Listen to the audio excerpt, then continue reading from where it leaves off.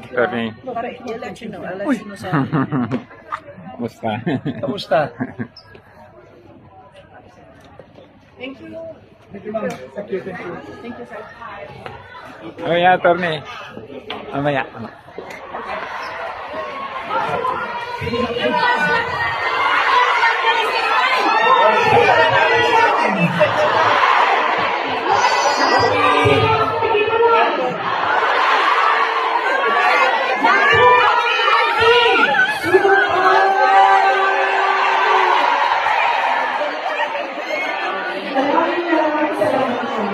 Maraming salamat kay mula po sa Bombero Patrice. Salamat tayo sa mga salamat ito na po naman tayo.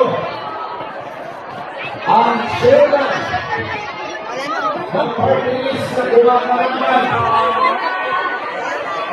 sa CBD. Si Vice President sa sa pag-isipan sa atin dito sa Hong Kong.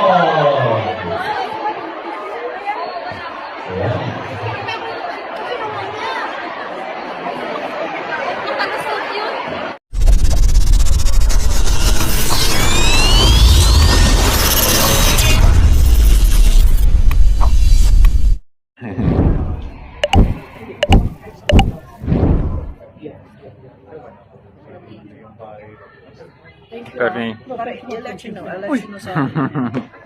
Musta? Kamusta? Thank you. Thank you, ma'am. Thank you, thank you. Thank you, sir. Oh yeah, attorney. Mamaya.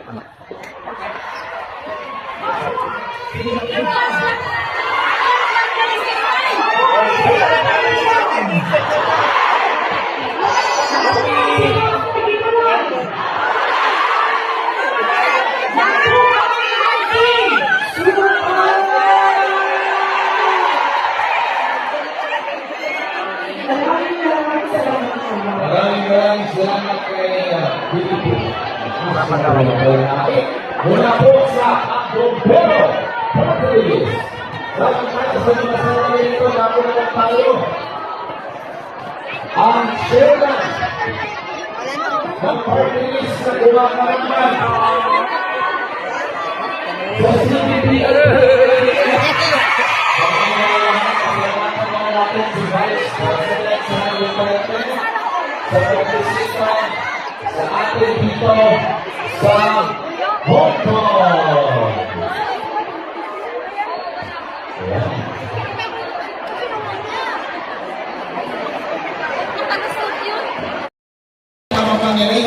Okay! Quezon City, isang hiyaw naman dyan! Ayan, so lingid sa kaalaman po ng karamihan, ang ginagawa po nating rally sa araw na ito ay hindi lamang dito sa QC, kundi simultaneously sa buong Pilipinas. Ang mga taga-Bulacan, Cavite, at ang mga taga-Visayas at Mindanao, nagtipon-tipon din sila. So nakita natin, iba talaga ang tatak Duterte! At alam natin ang mga resibo ni Pastor Apollo Kibuloy. So, ngayon, bibigyan din natin ng chance isa sa mga bisita po natin. Nandito po ang representative ni Attorney Vic Rodriguez. Si Engineer Ed Francisco. Palakpakan po natin.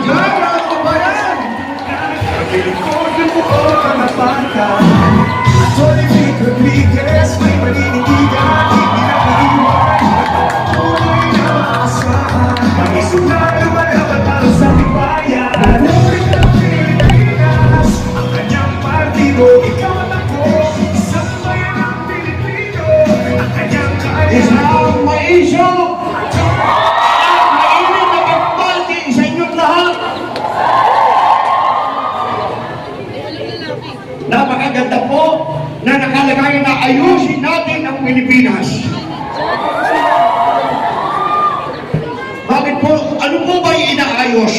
Hindi mo ba magulo?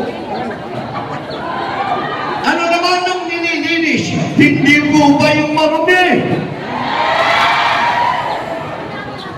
Kaya sama-sama po natin, tulungan po natin si Pastor Tibuloy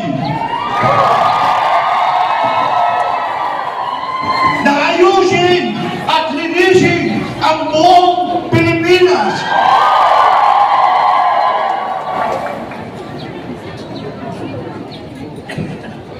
Pabayaan po ninyo kami ikwento ko yung ako po ang yung nabudol. Ang lugar ko po sa Marikina ay naging satellite headquarter ng unit team. Ang aking pong samahan ay gumastos ng milyon. Hindi po kami humingi ni isang kusing dito po sa unit team upang itaguyod sana ang ating mahal na Pilipinas. Ngunit kami po ay nabudol. Tayo po ay nabudol. Kung hindi po kay Bibi Sara Duterte, hindi po ako sasama sa unit team.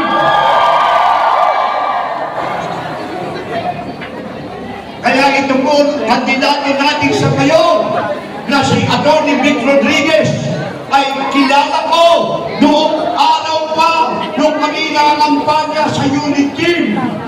Ito po, tao ito ay napakasipag at distrito. At ngayon po, siya rin po ang galit na galit sa mga magnanakaw. Kaya kung ayaw nyo nakakawan ang inyong bahay, maglagay kayo ng tangkulin ni Vic Rodriguez. Dahil si Vic Rodriguez galing sa magnanakaw. Kaya nga po, ang kanyang unang isusunod ay kamatayan sa magnanakaw at pagdalagpo. Hindi po natin maglilinis ang Pilipinas kung hindi po natin aalisin ang manloloko, mga sinungaling at magnanakaw sa ating bansa.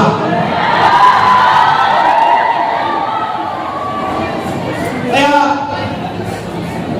yung mga magnanakaw na yan, huwag na po natin hayaan pa magnakaw na muli. Paano po ang gagawin natin?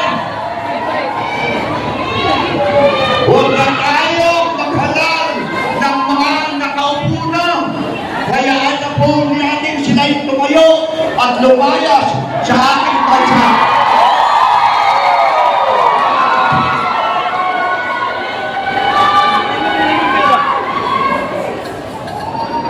Dalawa lang pong ang gusto ko pong i-emphasize sa pagpili ng kandidato. Una, dapat po ang ating kandidato ay may Christian values oriented na katulad ni Pastor Tibuloy.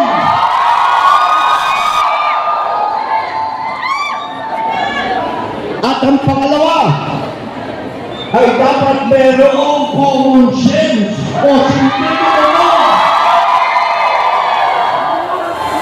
Ang mga nakapungpungan ng mga mabata sa ngayon ay nakapag-aral, pero wala pong sentido ulo. Kaya huwag po natin nakakalimutan si Atty. Vic Rodriguez.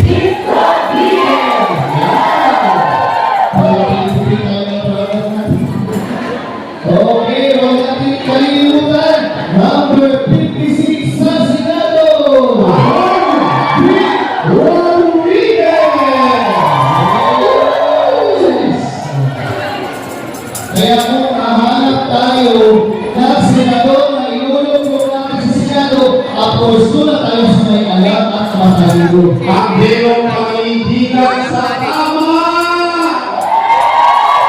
Hindi na mapayagan tayo kung ano ang tama. Ay ang importante natin. So ngayon sa pagkakataon ito, Israel sa Duterte list Ahmad. Okay, andito po ang mga representative ni Senator Bobo Palapalaran. Nandito po si Mr. Kirby Camarino. Miss Bobby Flores. Ngayon, wala po si Senator Bobo sa ating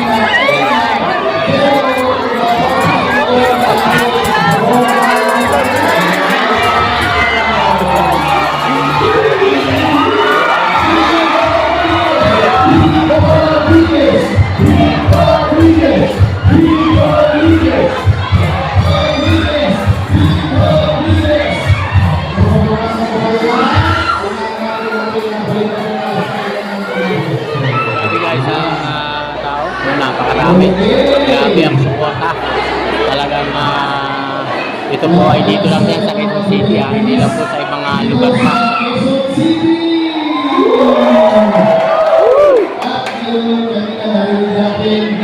Ang Israel ay pinagawin ni Atty. Rodriguez.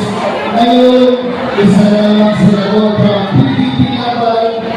Wala sa physical dito, pero meron siya ilinagda na mensahe sa atin.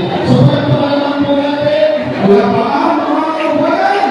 So, once again, i-recognize natin ang representative, the attorney ni Senator Bongo.